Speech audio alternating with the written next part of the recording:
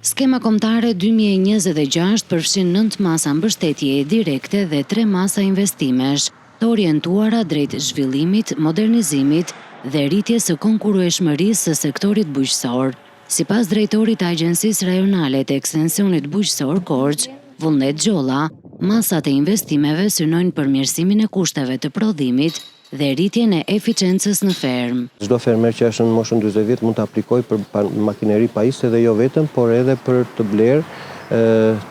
të imta, gjeth apo bletë, por normalisht që duhet të jenë të paktën mbi kushtin e përcaktuar në skemën e përfitimit të subvencioneve në pagesa direkte, që do të thotë të paktën jo më pak se 5 lopë, jo më pak se 25 koshera, apo jo më pak se 50 timta. Kjo skema 11 kemi të bëjmë përsëri në masën 70%, po për ata blegtorë të cilët do të ndërtojnë stane